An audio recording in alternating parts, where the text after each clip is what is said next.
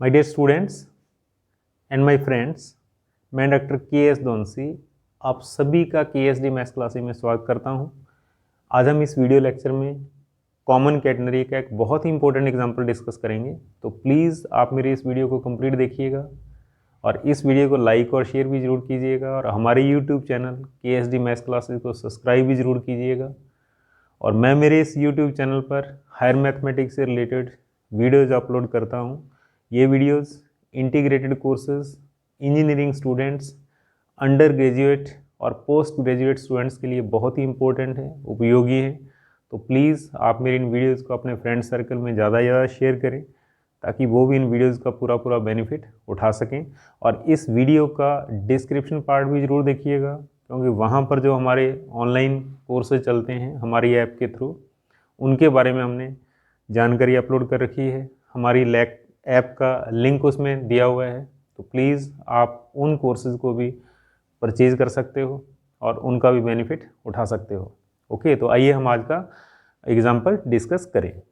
हम इस video lecture में कॉमन कैटेगरी एक्सरसाइज बी और इसका एग्जाम्पल नंबर 2 डिस्कस करेंगे।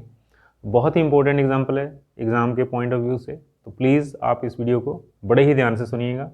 और एग्जाम्पल नंबर 2 की स्टेटमेंट देखिए आप क्या है। ओके, क्या लिखा हुआ है इसने एग्जाम्पल नंबर 2 के अंदर। बहुत ही सिंपल सा एग्जाम्पल है। Show that the length of an endless chain which will hang over a circular pulley of radius a so as to be in contact with 2/3 of the circumference of the pulley is this। Okay, कहने का मतलब क्या है, सिद्ध कीजिए एक बिना सिरे की बंद जंजीर को जो त्रिज्या a की एक वृत्ताकार गिरनी के 2/3 भाग के संपर्क में है तो इसकी कुल लंबाई इतनी होगी। ये हमारा टारगेट है। तो देखिए अब प्रॉब्लम किस टाइप की है, क्वेश्चन कैसा है। बहुत ही सिंपल सा क्वेश्चन है। जैसे हम गले के अंदर हार डालते हैं तो वो पूरे गले को टच नहीं करता, कहाँ से कहाँ तक टच करता है, बैक साइड, और आगे क्या होती है, कॉमन कैटेगरी। तो देखिए आप किस टाइप की प्रॉब्लम है। जैसे मेरे पास सर्कुलर डिस्क है और ये क्या है, एंडलेस चेन। एंडलेस चेन का मतलब क्या होगा, एक ऐसी चेन जिसका सिरा नहीं है, जो बंद है। ओके, और अगर हम इसको इस सर्कुलर डिस्क के ऊपर डालें तो देखो इस टाइप का डायग्राम बन रहा है, ऐसे डायग्राम है। तो अब आपके सामने है, देखिए ध्यान से देखिएगा आप कि ये जो चेन है इस सारी पुली को टच नहीं कर रही है। ध्यान दो आप, कहाँ से कहाँ तक टच कर रही है, यहाँ से लेकर यहाँ तक, और नीचे क्या बन रही है, कॉमन कैटेगरी। ठीक है, तो अपने को इस चेन की टोटल लेंथ कैलकुलेट करनी है और आंसर कितना आना चाहिए, इसके बराबर आना चाहिए। कब, जब इस डिस्क की रेडियस कितनी हो, ए के बराबर हो। ठीक है, एक बार फिर देखिए आप, ये पूरी डिस्क को टच नहीं कर रही, कहाँ से कहाँ तक टच कर रही है, यहाँ से लेकर यहाँ तक, और ये उसने कितना दे रखा है, 2/3 of the circumference of pulley. ठीक है, तो यहाँ से लेकर यहाँ तक हम लेंथ कैसे कैलकुलेट करेंगे, पुली से कैलकुलेट करेंगे, और यहाँ से लेकर यहाँ तक हम लेंथ कैसे कैलकुलेट करेंगे, कॉमन कैटेगरी का फॉर्मूला यूज़ करते हुए। ओके, तो आइए हम सबसे पहले इसका डायग्राम बनाएं। ओके, अब तो सॉल्यूशन देखिए प्लीज़। सॉल्यूशन के अंदर देखिए अपने को प्रूफ क्या करना है, the total length of the chain equal to a into 4π/3 plus 3/log2√3। ये अपने को प्रूफ करना है। ठीक है, तो कहने का मतलब क्या होगा, क्या दे रखा है क्वेश्चन के अंदर, एक सर्कुलर डिस्क जिसकी रेडियस कितनी है, a, और उसके ऊपर एंडलेस चेन को डालना। तो मैंने आपको भी बताया था इस टाइप का डायग्राम होगा। ठीक है, और जब हम इसके ऊपर चेन को लटकाएंगे तो क्या हो रहा है, यहाँ पर देखिए आप, ये पॉइंट और ये पॉइंट, क्योंकि इसके नीचे क्या है, कॉमन कैटेगरी, तो यहाँ से कॉमन कैटेगरी स्टार्ट हो रही है। दोनों पॉइंट कहाँ पे होंगे, एक हॉरिजेंटल लाइन के ऊपर होंगे, हॉरिजेंटल लाइन, ध्यान दीजिएगा आप। ठीक है, ये पॉइंट और ये पॉइंट, दोनों की हाइट क्या होगी, सेम होगी। ऐसा नहीं है एक ऊपर हो एक नीचे हो, दोनों पॉइंट कहाँ पे होंगे, हॉरिजेंटल लाइन के ऊपर। तो अब हम क्या करते हैं, सर्कुलर डिस्क, और उसके बाद आप क्या करो, यहाँ पर एक हॉरिजेंटल लाइन दिखाइए। सबसे पहले इसको पॉइंट ए लिखना और इसको पॉइंट बी सपोज कर लो आप, और उसके बाद रस्सी को दिखाना, एंडलेस चेन बिना सिरे की चेन को दिखाइए आप, ठीक है, इस टाइप से, गिरनी के बाहर से, पुली के बाहर से। तो ए से बी तक तो क्या है, टच कर रही है ये, और ए और बी के नीचे क्या होगी, कॉमन कैटनरी, इस टाइप से, इस टाइप का डायग्राम होगा, ऐसे दिखेगा ये, ठीक है। थोड़ा सा इसको सही बनाएं, इस टाइप से।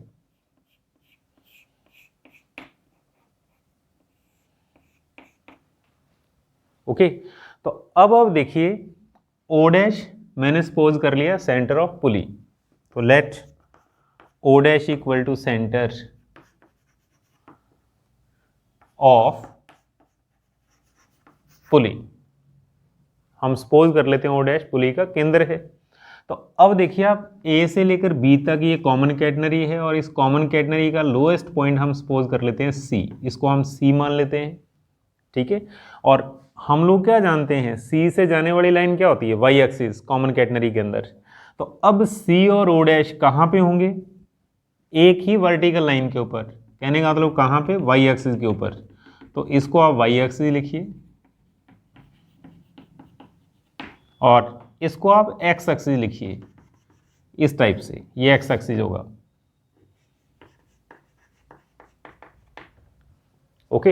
And this is origin O, ठीक है, और O C equal to small C, parameter of common catenary, ठीक है। यहां से लेकर आर्क ए सी बी क्या है, कॉमन कैटनरी, ठीक है। तो अब हमारा टारगेट क्या है, हमारा टारगेट है इस चेन की टोटल लेंथ को कैलकुलेट करना, और कैलकुलेट करने के बाद वो आंसर किसके बराबर आना चाहिए, इसके इक्वल आना चाहिए, ठीक है। तो हम लोग ऐसा करने के लिए क्या करते हैं, इसको पॉइंट P लिखते हैं, और इसको पॉइंट Q सपोज कर लेते हैं। ये पुली पर पॉइंट कौन सा, यहाँ पे चेन नहीं है, और ये पुली पर पॉइंट कौन सा, यहाँ पर पुली और चेन दोनों, ये ध्यान दीजिएगा आप, ठीक है।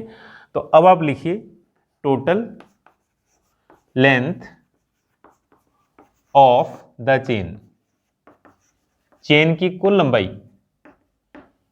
अगर हम डायग्राम को ध्यान से देखें तो चेन की टोटल लेंथ क्या है, arc A P B, arc A P B plus common catenary A C B, मैं इसको भी ऐसे लिख देता हूं, arc A C B, okay. और ये आंसर बनेगा कब, जब इसके अंदर हम दो वैल्यूज पुट करेंगे, कौन कौन सी, arc A P B and arc A C B. इसको इक्वेशन नंबर फर्स्ट दे दो आप, नंबर 1, ओके।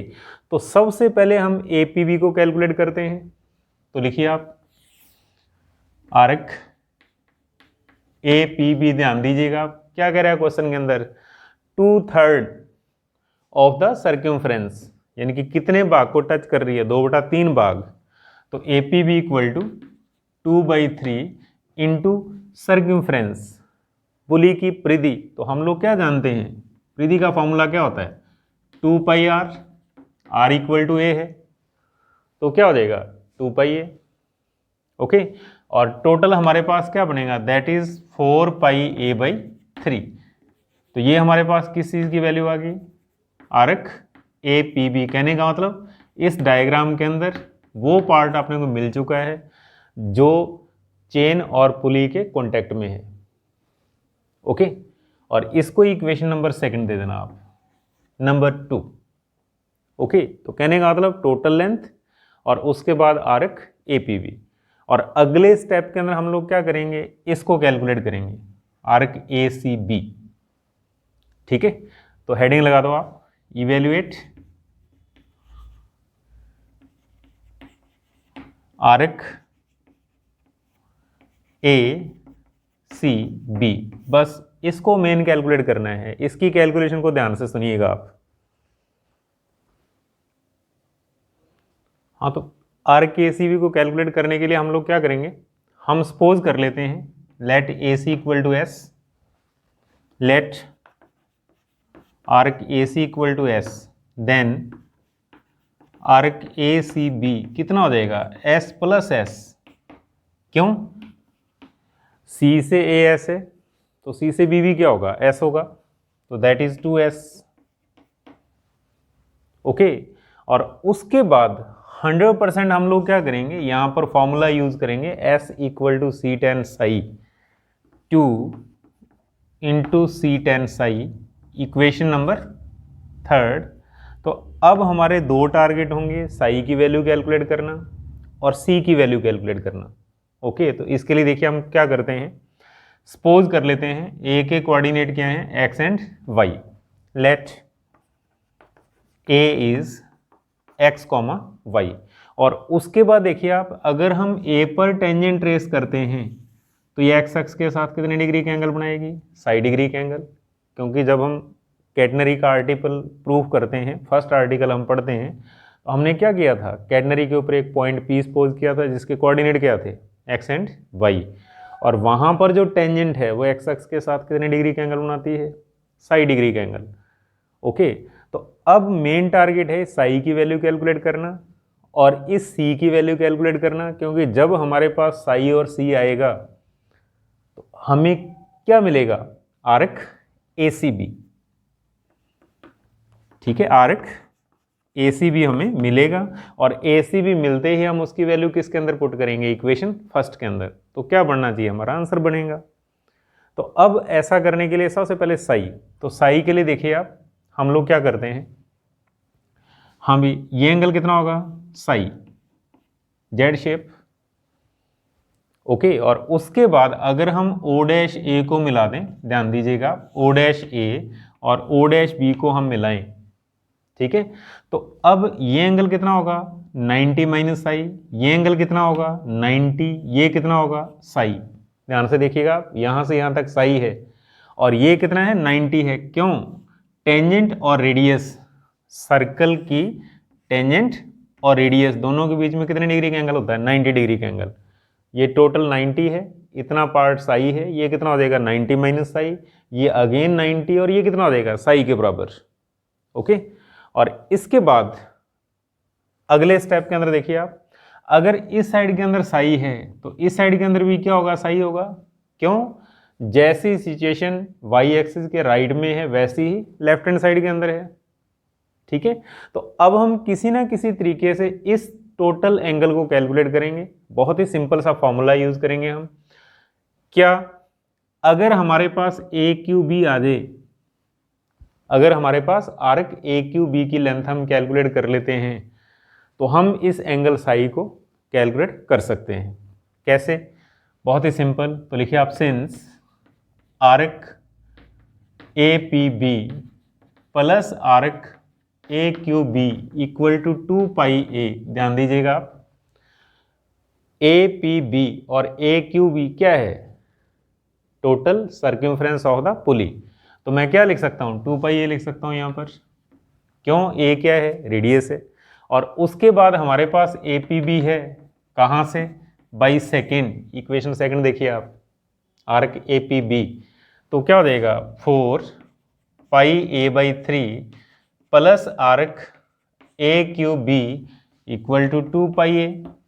और यहाँ से हम इसको कैलकुलेट करेंगे, arc AQB equal to 2πA minus 4πA/3।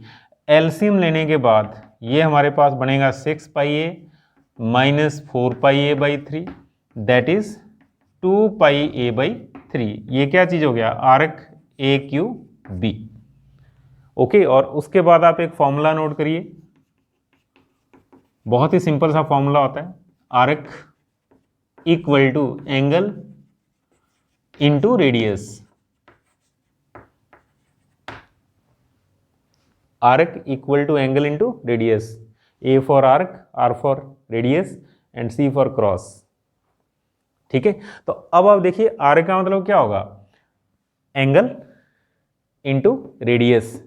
कहने का मतलब कौन सा एंगल होगा, देखिए आप, ये आर्क है हमारे पास, तो इसके द्वारा बना हुआ एंगल कहाँ पे, सेंटर के ऊपर। तो हम लोग क्या लिख सकते हैं, angle AO'B into radius. Radius कितनी है, A है, पुली की रेडियस है देखिए क्वेश्चन के अंदर। ओके, यहां से यहां तक रेडियस, तो समझ आया, आर्क इक्वल टू सेंटर पर बना हुआ एंगल इंटू रेडियस। इस फॉर्मूले का हम यूज करेंगे। तो ये हमारे पास कितना आ रहा है, 2πA/3, दैट इज अगले स्टेप के अंदर हम लोग क्या लिख सकते हैं, 2 साई इंटू ए से कैंसिल हो जाएगा, तो 2 साई इक्वल टू कितना देगा, 2 pi by 3, that is psi equal to pi by 3। कहने का मतलब 2 साई आ गया, और 2 साई के बाद हम लोग क्या लिख सकते हैं, साई लिख सकते हैं। तो इस एंगल की वैल्यू हमारे पास कितनी आ गई, पाई बाई 3। ठीक है, तो एक तो मैंने क्या कहा था, साई चाहिए, कितना आ गया, पाई बाई 3। दूसरा अब हम सी कैलकुलेट करेंगे। ठीक है, तो अब मैं इसको नंबर देता हूं 4, इक्वेशन नंबर 4। ओके, हाँ भाई, साई के बाद अब हमारा सिर्फ एक ही टारगेट है, सी को कैलकुलेट करना। और आंसर को जरूर ध्यान में रखिएगा आप, क्योंकि डायनामिक्स और स्टैटिक्स के अंदर क्या है, मोस्टली 90% क्वेश्चंस के आंसर उसने दे रखे हैं। ठीक है, प्रूफ करना है अपने को। और अगर हम आंसर को देखें तो आंसर के अंदर एक टर्म है, कौन सी, लॉग। ओके, तो लॉग का कैटेनरी के अंदर एक ही फॉर्मूला है, क्योंकि मजबूरी है यहाँ पर हमारी, आंसर अपने को कैसे कैलकुलेट करना है, लॉग में कैलकुलेट करना है। और लॉग में अगर आंसर कैलकुलेट करना है देन फॉर्मूला कौन सा यूज करेंगे, x equal to c log sec psi plus ten psi, इस फॉर्मूले का हम यूज करेंगे। तो देखो साई हमारे पास है, इक्वेशन नंबर 4 अभी हमने कैलकुलेट किया है। अब मेन अपने को यहाँ पर x कैलकुलेट करना है। अगर हम किसी ना किसी तरीके से x कैलकुलेट कर लें तो हम इस क्वेश्चन के आंसर तक पहुंच सकते हैं। तो x कैलकुलेट करने के लिए देखो आप, a के कोऑर्डिनेट क्या है, x एंड y, तो इसका मीनिंग अगर मैं इसको d पॉइंट लिखूं तो AD क्या हो जाएगा, x, a से d क्या होगा, x। ध्यान दीजिएगा। तो अब देखो उस डायग्राम के अंदर थोड़ा सा रश है, हम इसको इस तरीके से बाहर बनाएं, ऐसे a d o dash, a d o dash. अगर मैं इस ट्रायंगल को बाहर बनाता हूं और ये एंगल 90, ये मेरे को पता है साई है कितना, पाई बाई 3। ठीक है, ये पता है radius o dash A equal to A है, और ये हमारे पास x है।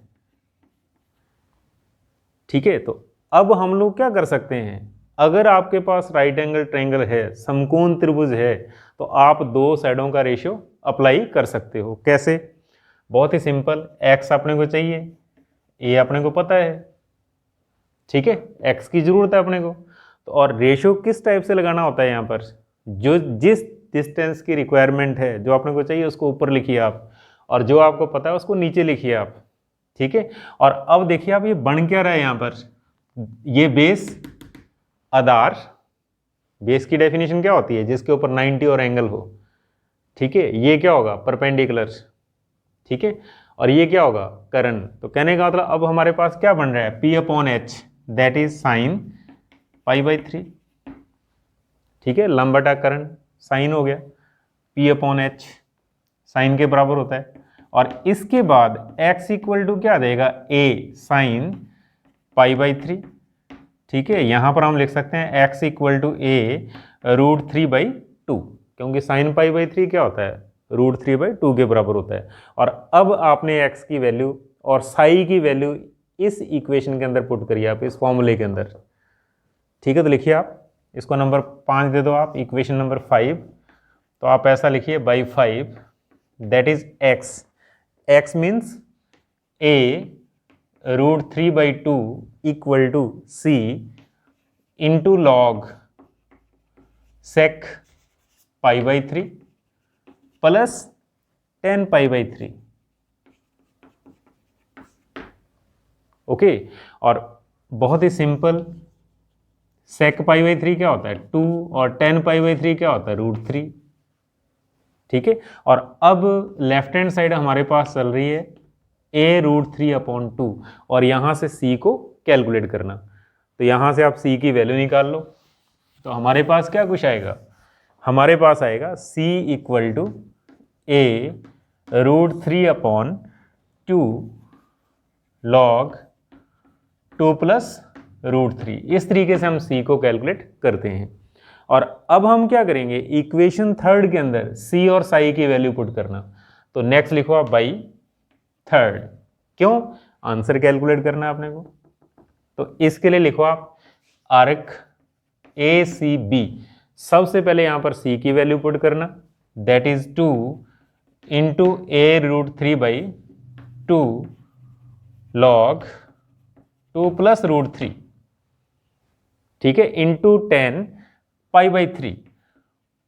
मल्टीप्लाई में क्या आएगा 10 साई मीन्स साई की वैल्यू π/3 है हमारे पास, 10π/3 हो गया।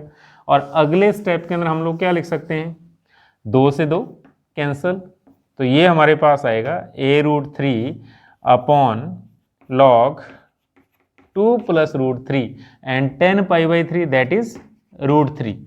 तो कुल मिलाकर के हमारे पास आर्क AC भी आ रहा है कितना, √3 और 3, √3 into √3 that is 3a/log 2 plus √3।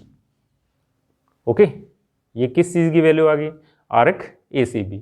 और इसको इक्वेशन नंबर दे दो आप 6, नंबर 6। और अब आप लिखिए by first, second and sixth, by first, second and sixth, first, second and sixth. क्या करना होगा, इन दोनों से इक्वेशन फर्स्ट के अंदर वैल्यू पुट करो आप। तो फर्स्ट क्या है, टोटल लेंथ,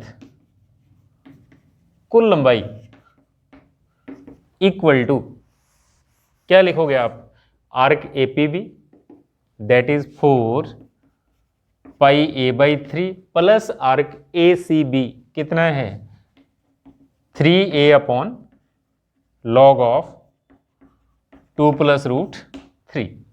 ओके, बड़े ध्यान से वैल्यू पुट करनी है। और इसके बाद आप कॉमन निकालिए, तो कॉमन क्या आ रहा है यहाँ पर, कॉमन आ रहा है radius that is a common. तो मल्टीप्लाई में हमारे पास बनेगा 4π/3 प्लस 3/log ऑफ 2 प्लस √3। और यही अपने को प्रूफ करना था and this is the required answers. तो प्लीज़ बड़े ही ध्यान से इस क्वेश्चन को सुनिएगा, ठीक है। बहुत ही सिंपल सा एग्जांपल है इसका। जब हम गले में हार डालते हैं, ठीक है, तो क्या होता है, वो सारे गले को टच नहीं करता, पीछे से गले को टच करता है और आगे क्या होता है, कॉमन कैटनरी, ठीक है। तो इस टाइप का एग्जाम्पल है, बहुत ही अच्छा एग्जाम्पल है, ध्यान से सुनिएगा, एग्ज़ाम के पॉइंट ऑफ व्यू से इम्पोर्टेंट है। Okay, thank you.